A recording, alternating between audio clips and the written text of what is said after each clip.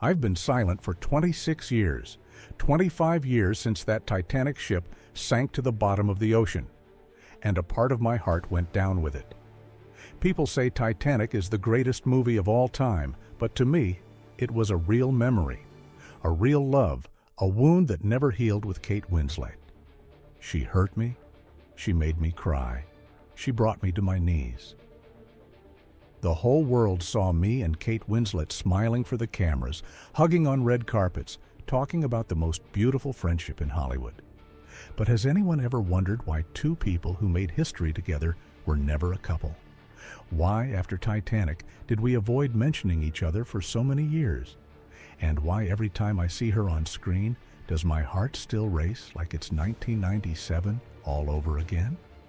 Have you ever loved someone so much that just hearing their name makes your heart ache? Have you ever seen that person smile at someone else and realized maybe their happiness no longer includes you? Have you ever asked yourself if saying, "I love you," just 1 second earlier could have changed your whole life? I did, and I've regretted it ever since. And now, I'm paying a price no one could ever imagine. But I can honestly say, with my hand on my heart, that I loved every second of working with you. And it's made me love you more. Today, at 51, I'm going to tell you the truth I've never told anyone before. The truth about the silent love between me and Kate Winslet. A promise, a moment, and the one time I truly wanted to stop the world just to say that I love her. The only question is, do you have the courage to listen until minute 30?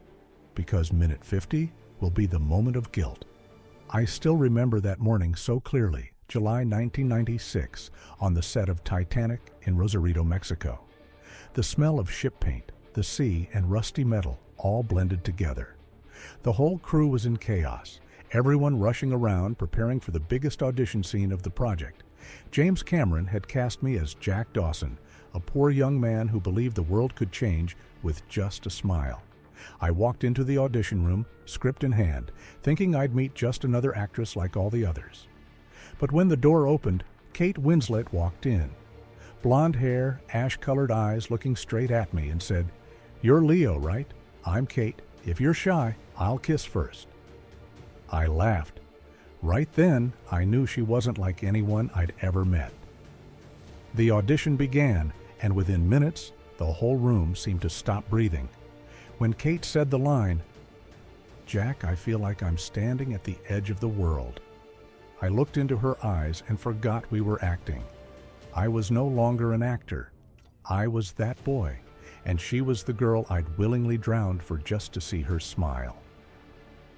When the scene ended, James Cameron stood up, pointed at us and said, "That's them. That's Jack and Rose." The whole crew applauded, but I couldn't hear a thing. I just looked at Kate, and in that moment, I understood. Some people you meet only once, but they change the way you see your whole life. The months that followed were a dream and a storm. Titanic wasn't just a movie. It was a world. A giant ship built in the middle of the desert, where we lived, ate, and slept together for nearly half a year. Kate always showed up with a smile. Even when the water was so cold her lips turned blue, she encouraged everyone, teased me, joked with the cameras. I stayed quiet, watching her from a distance, trying to remain the professional actor while my heart was beating like it had never lived before. The "I'm flying" scene, when she spread her arms at the bow of the ship, was the moment I knew I was done for. When I held her hand, with the wind in our faces and the sunset light falling around us, everything stopped. I could feel her heartbeat, her breath, and I knew this wasn't acting anymore. She used to tease me for being quiet. Every time a scene ended, she'd lightly punch my shoulder and say, "Do you ever say what you're really thinking?" I'd reply, "If I say it at all, I'm afraid I won't be able to act anymore." She'd laugh and walk away, leaving me with a strange feeling, peaceful but aching. I didn't know what to call it. Maybe it was the beginning of a love I wasn't allowed to have. She had a boyfriend. I knew that, but I still watched her every step. When she was tired, I brought her a towel. When she smiled, I felt relief. When she cried, I turned away because I couldn't bear to look. I wasn't Jack Dawson, the guy who'd say, "If you jump, I jump." I was Leo, the one who stayed on shore, only daring to watch from afar. The day we shot the sinking scene, the water was so cold that several people passed out. Kate had a seizure from the cold. I jumped in to catch her, pulled her up onto the deck, my hands shaking with fear. James Cameron shouted, "Keep rolling." And I just yelled back, "No, she's too cold." She opened her eyes, looked at me, and softly said, "I'm okay, Leo." Just those 2 words, and I've never been able to forget them. After that scene, she came down with a cold, and I didn't sleep for 3 nights. I kept hearing "I'm okay" echoing in my head. When filming wrapped, we hugged for a long time. Neither of us said a word. James Cameron looked at us and smiled. "I hope you both hold on to that innocence when the world starts throwing gold at your faces." I didn't fully understand what he meant, but a few months later, I did. Titanic premiered in December 1997, and within a week, the world went insane. We became icons. Every newspaper had photos of me and Kate. They called us the couple of the century. They wrote that we were in love, living together, that I had proposed to her. None of it was true, but none of it was completely false either. Because even without a confession, without a kiss off screen, there was something between us more real than love. A connection I've only experienced once in my life. One night, we attended a premiere in London. When the lights dimmed and the scene where Jack dies played, on screen the whole theater fell silent. I heard someone quietly sobbing. It was her. After the screening, she hugged me and whispered, "I can't watch you die." I laughed and said, "But Rose let Jack die, didn't she?" She looked at me, her eyes both sad and so beautiful, it made my heart ache. "If it were me," she said, "I wouldn't have let you die." That sentence haunted me for the next 2 decades. When she got married, I sent white flowers. When she had her first child, I called to congratulate her. When she got divorced, I went to her house, said nothing, and just sat there, listening to her cry. She once said, "You're the only one who understands me without asking." And maybe that's why I could never say the one thing I wanted to say the most. I've kept a photo of her on the ship's deck, a foggy backdrop, her eyes gazing into the distance.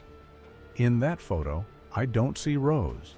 I see Kate, the woman who came into my life like a wave, swept everything away, and left me standing on the shore with empty hands. Years later, when she stood on stage accepting a Golden Globe, she called me the best friend of my life. The whole room laughed and applauded, but I didn't, because I knew that sometimes the word friend is the most beautiful curtain to hide a love that can never be spoken. And for 26 years, I've never dared admit that the most beautiful part of Titanic wasn't in the script. It was in the moment she turned to me, smiled, and I, even if only an actor, truly fell in love with her. When I got the call from Sam Mendes, Kate's husband at the time, I didn't think I'd say yes. He was brief. "I'm directing a film called Revolutionary Road. Kate wants you to read the script. The male lead was written for you." I laughed, trying to hide the tremble in my voice. "Give me a few days?" But the moment I read the first few pages, I knew I couldn't turn it down. The story was about a married couple who love each other but end up destroying each other through that very love. 2 dreamers full of passion, crushed by loneliness, delusion, and the weight of real life. I didn't know if it was cruel fate or some kind of cosmic joke, because every line, every scene felt like a mirror reflecting me and Kate from another time.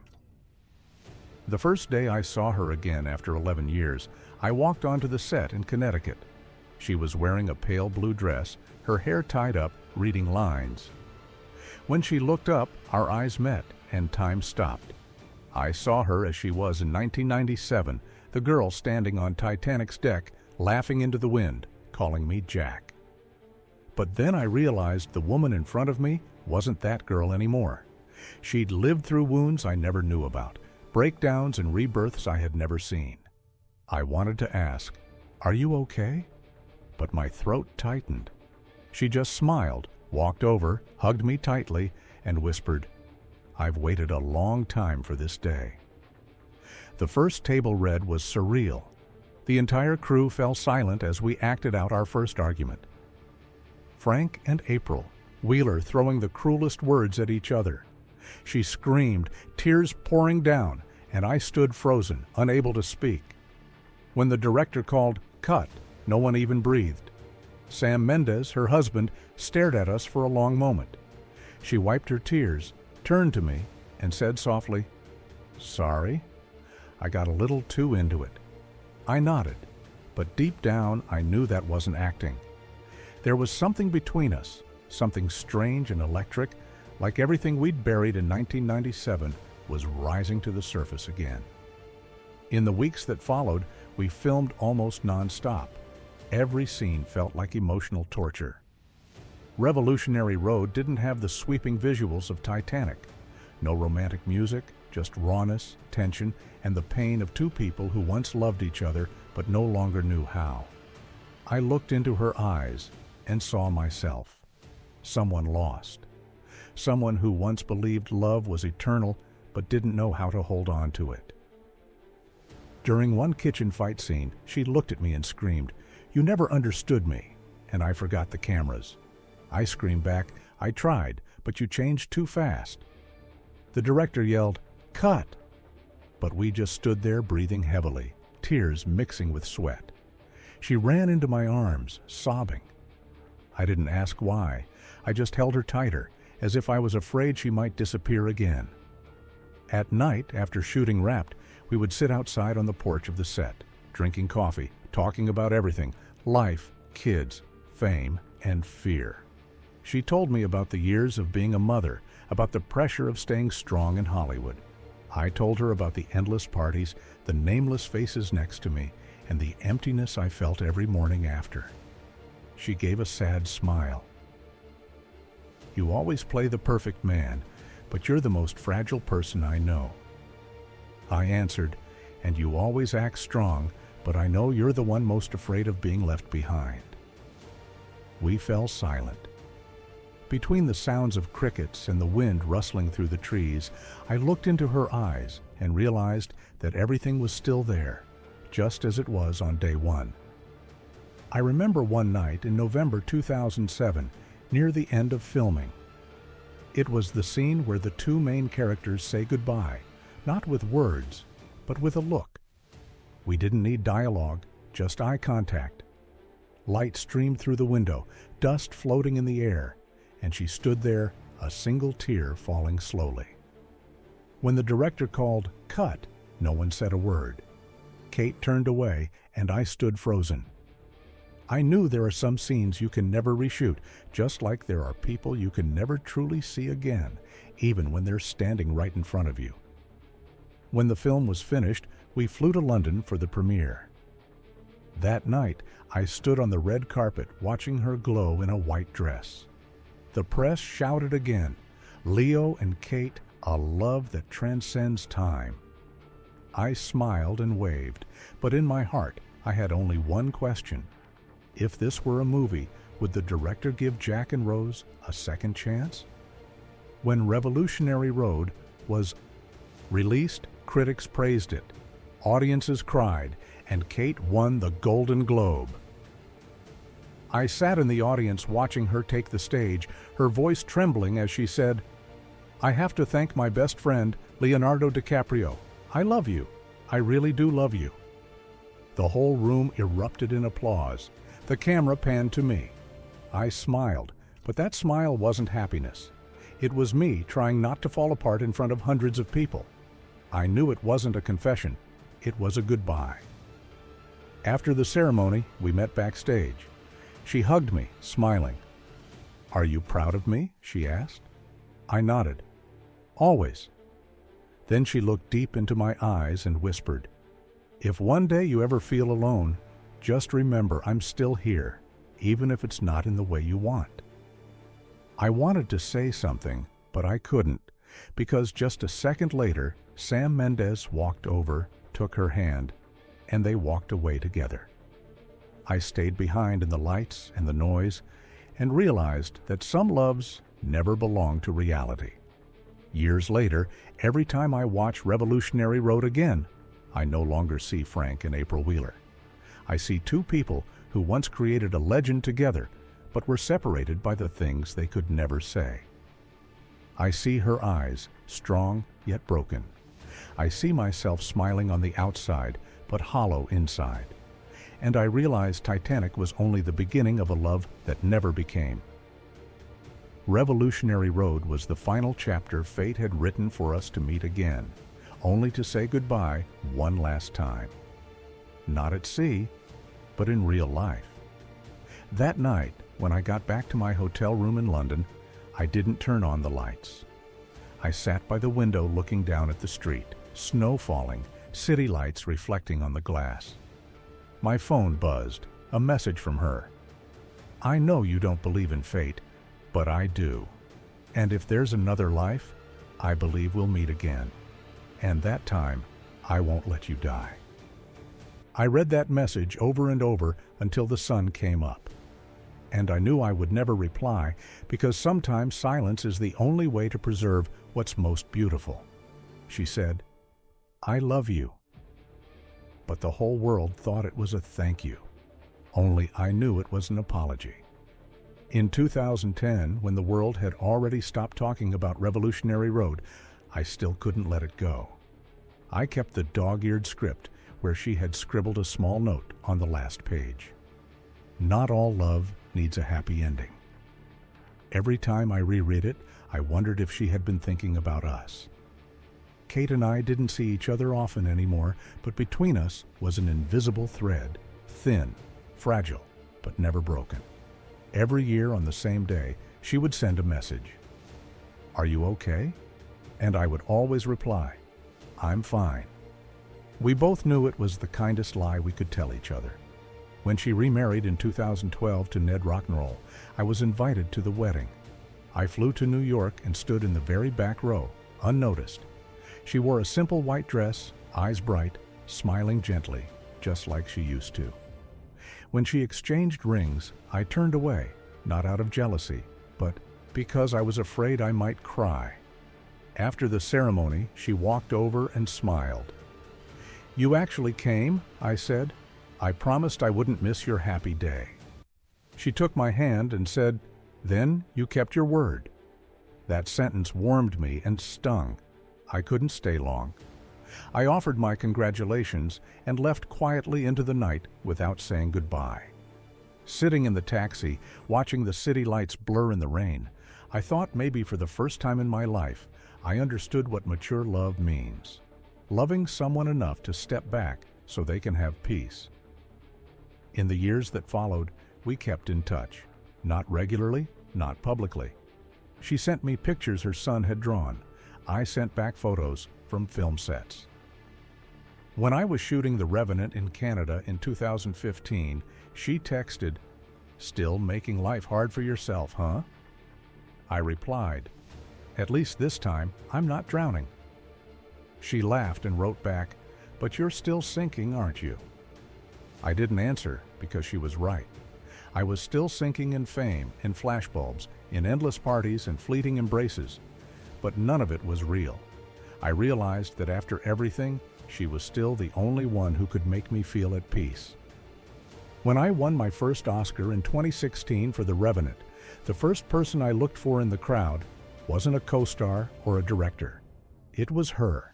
She was sitting in the second row, clapping for a long time, her eyes glassy. As I stepped down, she hugged me and whispered, "You finally got what you deserve." I said, "No, I'm just getting what you should have had long ago." She laughed, shook her head. "Don't start again, Leo." But I knew in that moment we were both thinking back to 1998, when she stood on stage accepting her Oscar for The Reader, and I sat in the audience clapping, just like she was now. 18 years had passed, only the roles had reversed. After that night, we saw each other more often, Sometimes in London, sometimes in Los Angeles, always quietly, never publicly. We'd walk along the Thames, sip tea, talk about kids, work, and getting older. She told me about Ned, about peaceful days. I told her about film projects, about how I still didn't know how to stop living like a drifter. One time she asked, "Do you ever get tired of pretending to be happy?" I was silent for a moment, then said, "Yes, but I don't know any other way." She looked at me, those same blue eyes, only deeper now, and said, "I don't think you've ever been happy. You're just a really good actor." I smiled and said, "Maybe because I had a great teacher. You?" We avoided talking about the past, but the past always crept into every conversation. Once she asked, "Do you ever rewatch Titanic?" I laughed. "No, I'm afraid of feeling cold." She replied softly, "For me, every time I hear that music, I have to turn it off because it reminds me of the person I couldn't hold on to." I looked at her for a long time, wanting to say that person was me, but instead I asked, "Do you regret it?" She gave a sad smile. "No, if I had to choose again, I'd still let Jack die." Her answer left me silent for the rest of the evening. In 2018, when the wildfires in California broke out, I called her in the middle of the night. I didn't know why I did it. I just knew I was scared. Scared of losing the one thing that still made me feel human. She picked up, her voice raspy with sleep.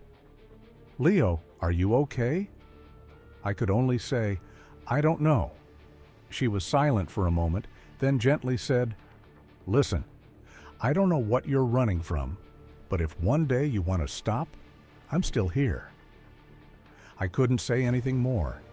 I just sat there listening to her breathe, feeling my heartbeat pounding in my chest. And I knew she wasn't lying. Time passed. I turned 50. The press still called me the man who refuses to grow up. They wrote about me, the models, the parties, the yachts. They weren't wrong, but they weren't right either. I still smiled, still walked the red carpets. But every time the flash went off, I saw her in my memory. The girl with wet hair and glowing eyes under the night sea. I realized every role I'd ever played was a way to find her again. From Jay Gatsby to Hugh Glass, from Romeo to Frank Wheeler, they were all men who loved too deeply and lost everything. She once said, "Real love is something that never dies, even when it's never lived." I didn't believe that until 2021, when the world shut down in a pandemic. I was home alone, no sets, no audiences, just me, blank walls and memories. She video called me and said, "See, the world finally stopped so you could rest." I laughed. "I don't know how to rest." She said, "Then learn before it's too late." That day we talked for almost 3 hours, not about movies, not about the past, just small things. The sunset through her window, the tea she was drinking, the dog running around her house.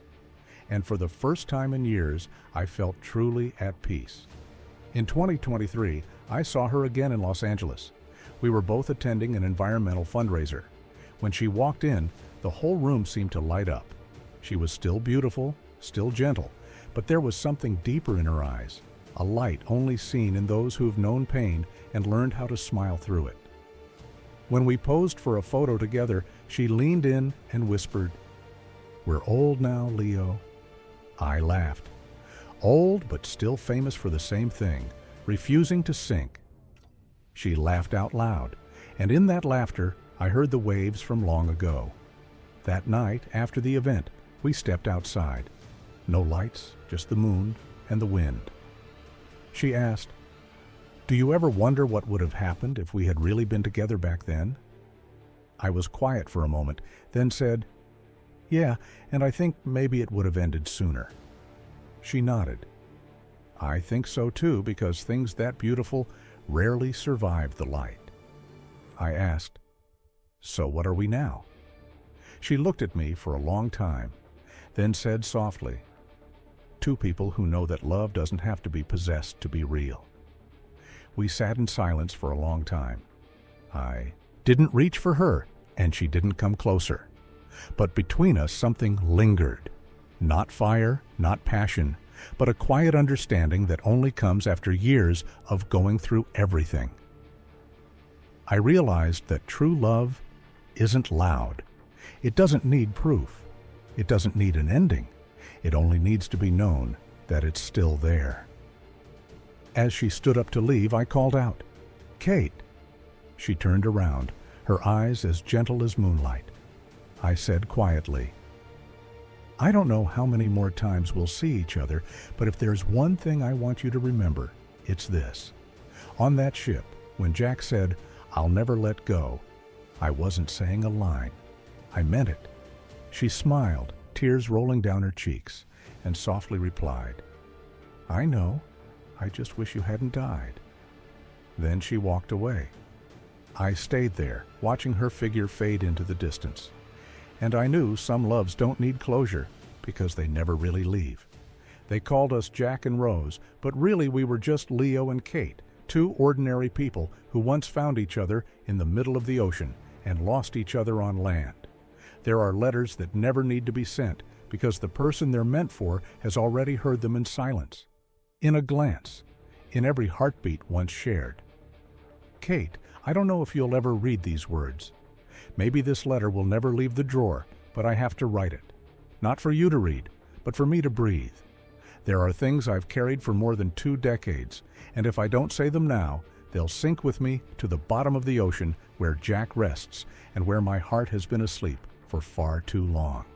I remember the first day we met on the set of Titanic. Everyone said it was the moment 2 stars collided, but for me, it was the moment I stopped being myself. You walked in, carrying a kind of light that made everything else fade. I didn't fall in love with you at first sight. Love doesn't happen that fast, but I was drawn to you like a ship pulled into a storm. Impossible to resist, impossible to escape. I remember that afternoon on the ship's deck when the wind caught your hair and we shouted together, "I'm flying!" I believed it, that we really were flying.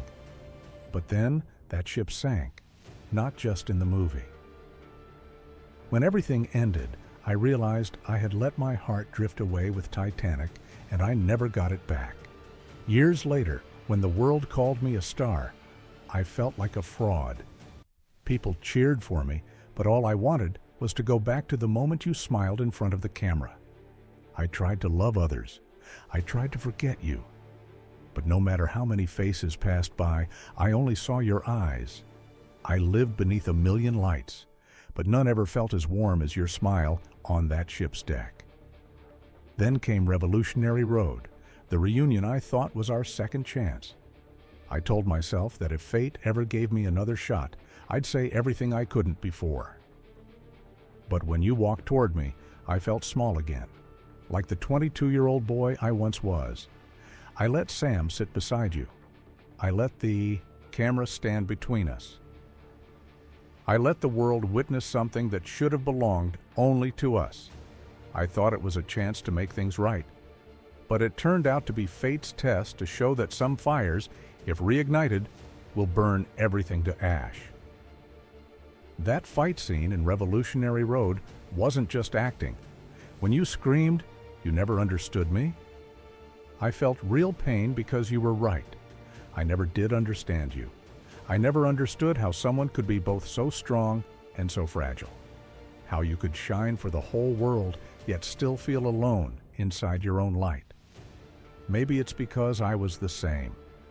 2 lonely souls trying to use each other to fill the emptiness life had left behind.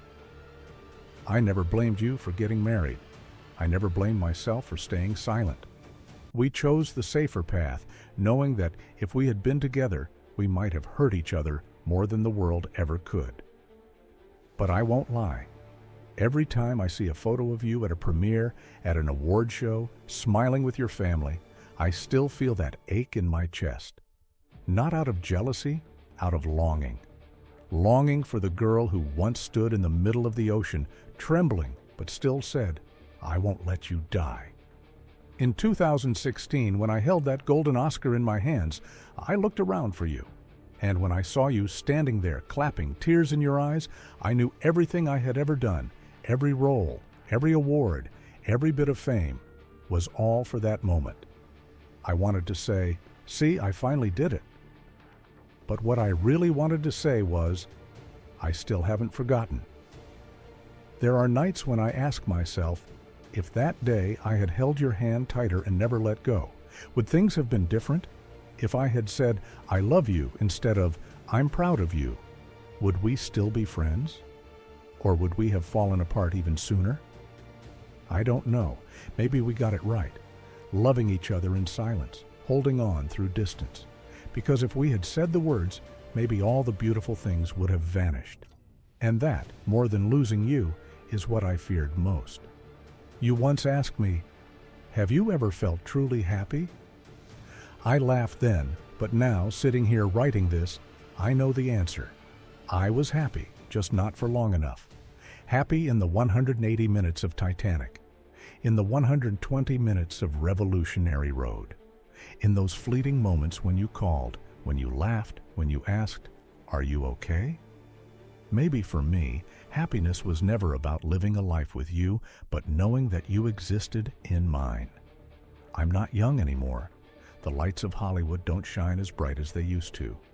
Every time I walk another red carpet, I see new faces, radiant, confident, eager, like I once was. I smile, knowing that one day all of it will fade, and all that will be left are the memories that keep us awake at night. And in my memories, you're the only thing that never fades. People ask me why I've never settled down. I joke, because I'm still waiting for Rose. They laugh, thinking it's just a line. But if they knew, they'd understand. Sometimes it's not because you haven't found someone, it's because you already have, and no one else can ever take their place. I'm writing this letter in a quiet room in Malibu. Outside, the waves crash against the shore like the deep breaths of the sea. I hear the wind through the window, and it sounds just like that last night on the set of Titanic. Cold, lonely, and heartbreakingly beautiful. I want to believe that somewhere in those waves, your voice still echoes. I won't let you die. And if there is another life, I'll find you. Not to love you all over again, but to say that this time I won't drift away. Kate, if you ever read these words, don't cry. Don't feel sorry for me. Because in this life, I've had everything. Fame, fortune, and something few people are lucky enough to experience. To have loved even just once with my whole soul. You taught me that. You turned me from a boy who only knew how to act into a man who knew how to feel. You showed me that true love doesn't need an ending because it was perfect from the very beginning. If there's one thing I regret, it's only that I didn't say it sooner. I love you. Not like Jack loved Rose, but like Leo loved Kate. Truly, simply, and forever. I fold this letter and place it in the drawer where I keep the old photos. The one of you smiling in the middle of the ocean, eyes shining, water sparkling around you like 1,000 crystals. I touch it gently, and for the first time in years, I smile without sadness, because I know even though Titanic sank, that love still floats. In me, and maybe in you, too. Goodbye. Leo Hollywood in 2025 is no longer the place I once knew. The young faces, the loud movies, the blinding lights. Everything is new, fast, and cold. I don't walk the red carpet much anymore. Not because I'm tired, but because I no longer see myself in those cameras. I've spent over 30 years living in applause, and yet more and more I feel alone in the sound of it. Every morning I wake up in Malibu, open the door, breathe in the ocean air, and listen to the waves crash. Sometimes I think about Jack Dawson, the young man who taught me that love is worth more than life itself. Then I think about myself, a man who now has everything and yet isn't sure if he even remembers how to love. I still act occasionally, but I no longer choose roles of heroes, dreamers, or villains. I choose the ones with fewer lines and more silence, because I've learned sometimes silence is more real than 1,000 words. People ask me, "Leo, what are you most afraid of at 51? I answer, being forgotten. Not by the audience, but by the one person I've loved the most. In February 2023, I was invited to speak at the Legacy of Cinema panel in Beverly Hills. A reporter asked me, "Leonardo, if there's one thing you'd like audiences to remember about you after you leave Hollywood, what would it be?" I paused for a few seconds. Behind me, a screen lit up with an image from Titanic. Kate and me standing on the ship's deck, arms outstretched in the wind. The room applauded. I looked at the screen and spoke slowly. I just want people to remember that in a world full of roles, there was one I never got out of. The role of a man who loved a woman and spent his whole life never saying it out loud. The room fell completely silent. The host gave a nervous laugh, thinking I was joking, but I wasn't. I saw the red light of the camera focusing on my face, and I looked straight into the lens. I knew wherever she was watching too. After the interview, I drove home alone. Down the Pacific Coast Highway, the ocean was pitch black, the wind howling past the window. I turned on the radio, and a song came on. "My Heart Will Go On." I laughed. I didn't know if it was coincidence or fate, still had a wicked sense of humor. I pulled over to the side of the road, listened to Celine Dion sing, and suddenly my eyes burned. 25 years had passed, and yet every note made me feel young again. Young, foolish, and in love. I don't know if Kate ever listens to that song anymore. Maybe she does. Maybe she turns it off like she once said. But I know, even if she tries to forget, music remembers. The ocean remembers. And I remember. One morning last July, I received a letter.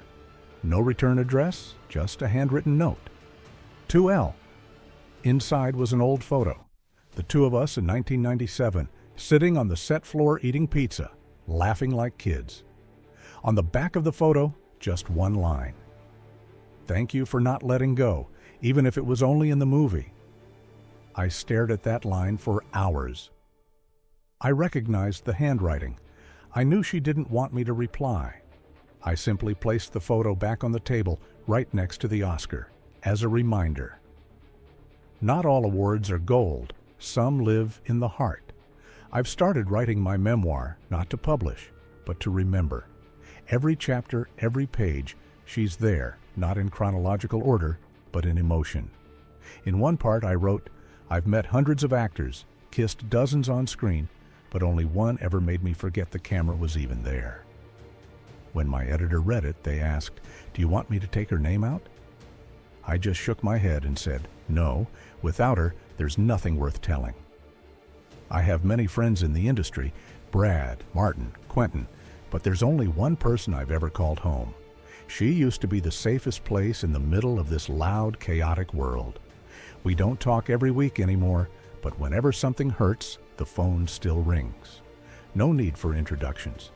Just the sound of breathing is enough. Some connections can't be seen, but they never break. Earlier this year, I went to London to film a new movie.